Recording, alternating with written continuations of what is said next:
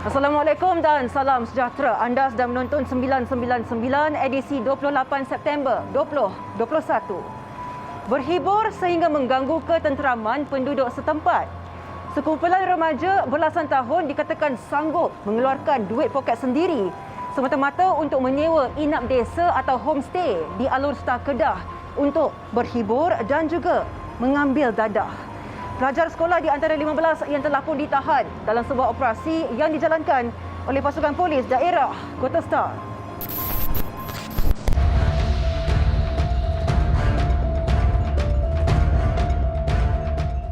Hello, kawan kau je. Waalaikumsalam. Ini IPD Kota Star lah. Ya, IPD Kota Star. Ini bahagian narkotik ke? Ya, bahagian narkotik ni. Cik, dia nak buat aduan cik boleh tak cik? Ya, boleh. Pasal apa Ada perkenaan buat ada bunyi bising-bising ke cik? Ada bunyi bising, ada bunyi ingat dekat satu homestay. Homestay tu boleh kata dengan pagar CPJ. Kegiatan sekumpulan remaja mengadakan parti liar dalam sebuah inap desa atau homestay di Jalan Sukemenanti, Alor Star Kedah berjaya dikesan selepas pihak Ibu Pejabat Polis Daerah Kota Star menerima aduan daripada orang awam berkenaan bunyi bising di kawasan kejiranan mereka. Ekoran laporan yang diterima, sepasukan pegawai dan anggota dari bahagian siasatan jenayah narkotik Ibu Pejabat Polis Daerah Kota Star bergerak ke lokasi. Operasi diketuai Assistant Superintendent Muhammad Razi Abdul Rahim mula memasuki kawasan terbabit kira jam 3.30 pagi. Sebaik memecah pintu hadapan premis, sekumpulan remaja dilihat berada di bahagian ruang tamu dalam keadaan hayal sambil mendengar alunan muzik yang kuat. Ada di antara mereka cuba melarikan diri melalui pintu belakang premis.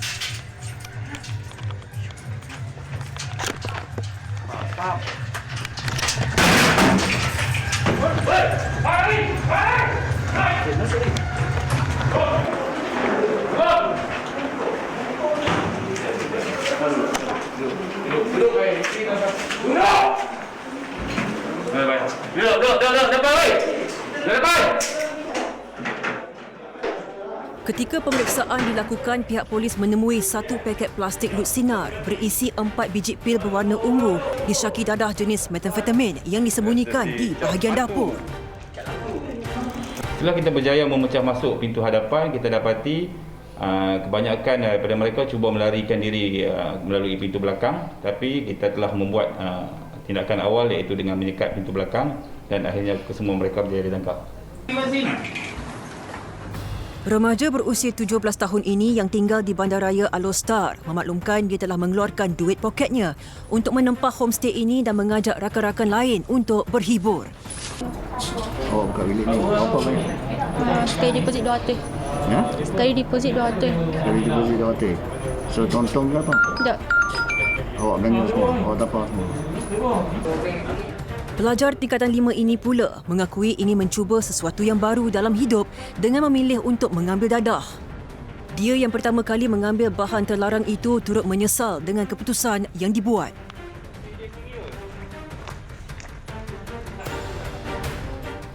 Boleh ambil sebab saya ikut hati sendiri. Tak ada siapa ajak, tak ada siapa yang bagi. Kalau saya ikut yang nak ambil dia, tadi depo pun tak lagi ambil, tapi saya sendiri nak ambil. Lepas tu saya baru first time hari ni ambil. Hasil serbuan, pihak polis berjaya menahan 11 lelaki dan 4 perempuan berusia di antara 15 hingga 22 tahun. Rata-rata daripada mereka masih bersekolah dan ada telah berhenti dan memilih untuk bekerja. Sementara itu, Ketua Polis Daerah Kota Star, Assistant Commissioner Ahmad Syukri Mat Ahir memaklumkan hasil siasatan pihaknya mendapati kesemua remaja ini berasal dari sekitar Alor Star. Kes disiasat di bawah Seksyen 12(2) Akta Dadah Berbahaya 1952. Daripada 15 tangkapan yang dibuat itu, 5 daripada mereka ini didapati positif setelah ujian urin air kencing diadakan terhadap mereka, dan mereka ini 5 orang daripada ini disiasat di bawah Seksyen 15(1) Akta Dadah Berbahaya kerana positif match. Kesemua 15 mereka turut dikenakan kompaun kerana melanggar prosedur operasi standard SOP iaitu gagal menjaga penjarakan fizikal ketika berada dalam inap desa berkenaan mengikuti peraturan 16 Akta 342 Peraturan Pencegahan dan Pengawalan Penyakit Berjangkit 1988.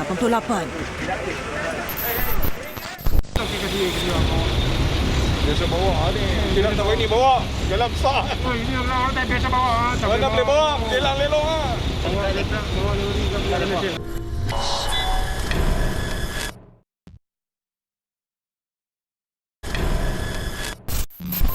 Kayu penyendal tidak disimpan dengan cermat. Itulah antara kesalahan pemandu lori yang berjaya dikesan pasukan JPJ Pulau Pinang menerusi op halangan baru-baru ini. Kecuaian itu sekaligus menggugat keselamatan pengguna jalan raya ketika berada di Lebuh Raya.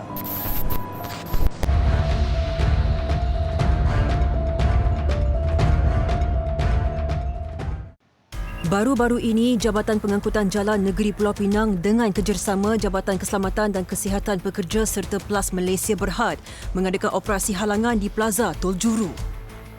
Fokus utama operasi ini bertumpu kepada pemandu lori yang gagal memastikan kayu penyendal yang dibawa disimpan dengan cermat sehingga mengancam keselamatan pengguna jalan raya yang lain. Menurut pengarah JPJ Pulau Pinang Adnan Mat Isa, kemalangan yang disebabkan oleh kayu penyendal yang terjatuh di atas jalan raya semakin meningkat.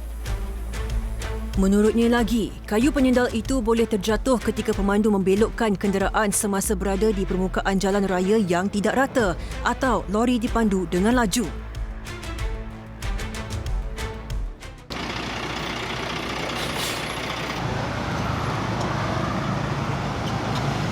Kalau boleh kan tambah benda ni bagi tinggi sikit.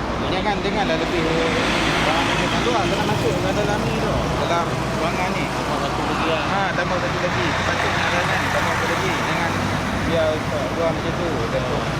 Ingat. Macam tu jangan putus kat bawah tu lah. Benda ni. Satu lagi benda ni macam cok besi ni masukkan dalam tu patutnya. Tu tu buat cok kan. Benda macam ni dah bahaya ni.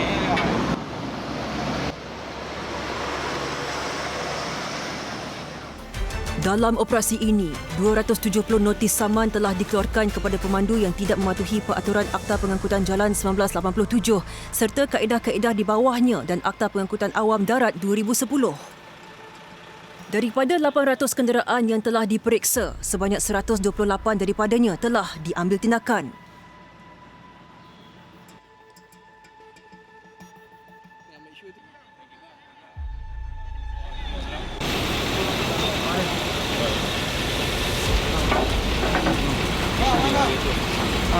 Sebenarnya bawa ini kayu tapi tak macam. Tengok bang. Saya pun faham bang, tapi saya pun masa bawa saya pun tak perasan. Memang tak kalau you tak periksa ini boleh jatuh. Tak apa saya ambil bawa dalam bakul tu. Tak apa you silakan saman mau ambil lepas kena saman nanti aja. Kau ada lesen tak? Lesen tak ada? Siapa? Lesen. Lesen tak ada. Tu buat trainer tu. Lesen kereta ada? Tak ada. Tak ada apa. Esok. Aci dah. Lori siapa punya? Lori tokek punya. Itu tokek dia kau. Biasa bawa ni. Kilang tak ini bawa. Jalan besar. Oh ini orang tak biasa bawa. Mana boleh bawa? Kilang lelong ah. Bawa lori ke Malaysia. Ni lesen, DDL lesen. Ni bawa bersendiri tau, bukan kejut. Ekor ada. Tak ada. Dua barang tak ada. DDL tak ada, lesen E tak ada. Ini kayu lagi you bawa.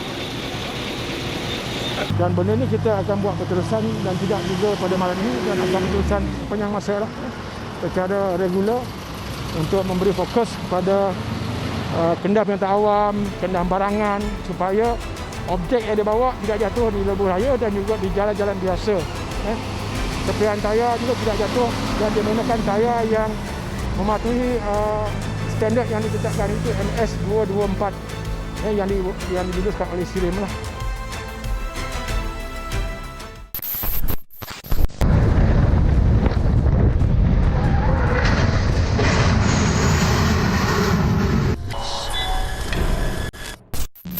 Sistem GPS dihapuskan.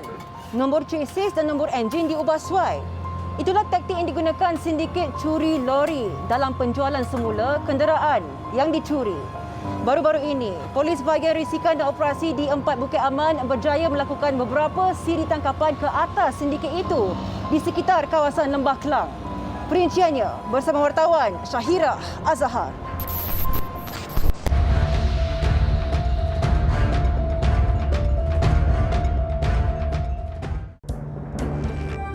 Menerusi operasi Lejang Kasuarina yang digerakkan Bahagian Siasatan Jenayah Operasi Rekod dan Risikan di 4 Bukit Aman, satu sindiket melibatkan aktiviti curi lori berjaya ditumpaskan. Hasil siasatan mendapati sindiket ini aktif sejak 6 bulan lalu. Menurut Pengarah Jabatan Siasatan Jenayah JSJ Bukit Aman, Datuk Seri Abdul Jalil Hassan, pihak polis berjaya menahan 3 suspek yang dipercayai sebagai ahli sindiket.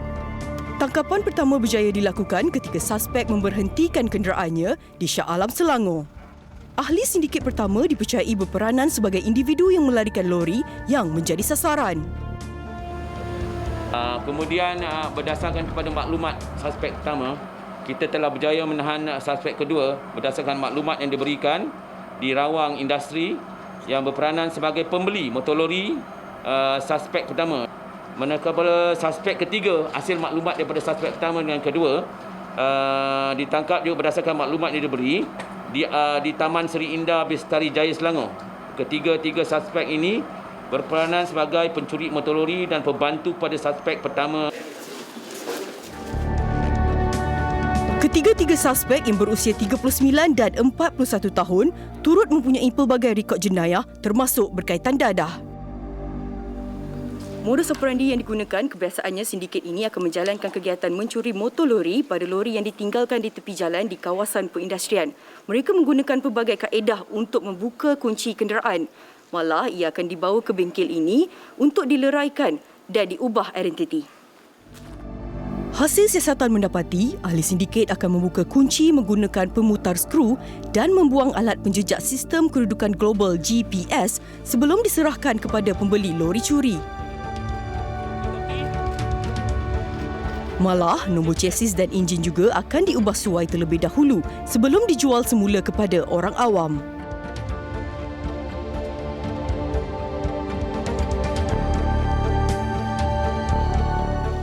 Ini untuk buang nombor chassis dekat badan dengan enjin. Dengan cara ni dia boleh hilangkan nombor dan dia akan buat nombor baru mengikut spesifikasi apa yang membolehkan dia mendaftarkan di Puspakom.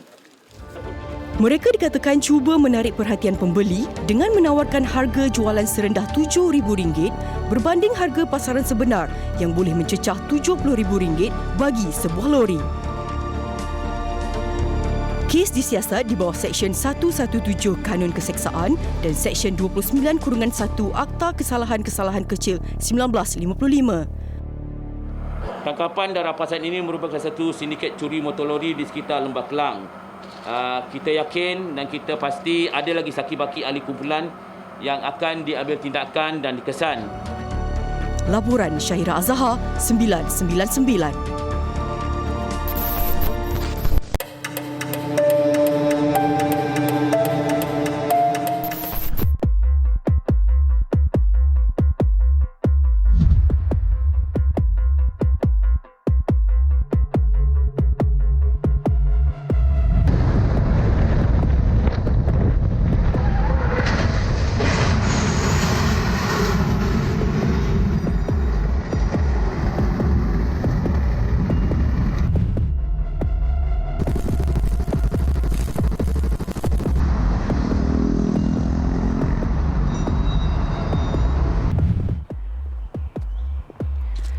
Pengguna lebuh raya New Klang Valley Expressway NKVE dikejutkan dengan kemalangan membabitkan seorang pemandu lori yang hilang kawalan lalu terbabas di kilometer 10.9 menghala ke arah Subang.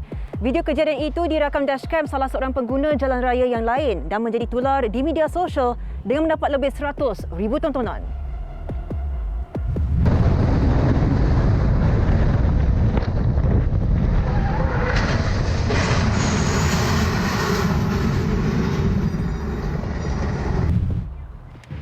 Rata-rata warga Maya meluahkan rasa syukur kerana tiada kemalangan jiwa yang dilaporkan dalam kejadian itu.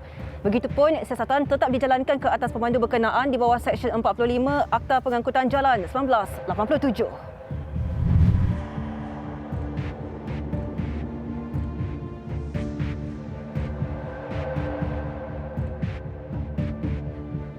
Bawa lori 30 tahun. Tapi Eastern pun rata-rata lah. Jauh-jauh jalan di sini pergi Pahang ke Johor kan tak boleh lah. Kita soto, kita jalan sini dekat-dekat punya tara kantor lah. Letih, jalan tepi tu lihat sekitar 6 bulan lah. Dan mesti pergi CBT sana cek. Lori ni tayar ke apa sama pun mau cek punya. Break kita selalu ada cek kita masuk tu angkat kupon, angkat sayung, mesti mau tinggal ada bunyi yang mesti mau tengok. Menurut pemangku, Ketua Polis Daerah Shah Alam Superintendent Ramzi Anak Embol, pemandu berkenaan dilaporkan tertidur ketika memandu pada jam 8.30 pagi.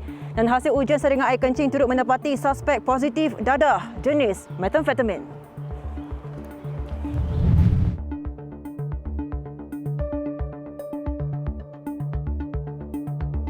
Hasil daripada siasatan ini mendapati pemandu lori ini telah menjadi pemandu lori lebih kurang dalam tempoh 6 tahun lah.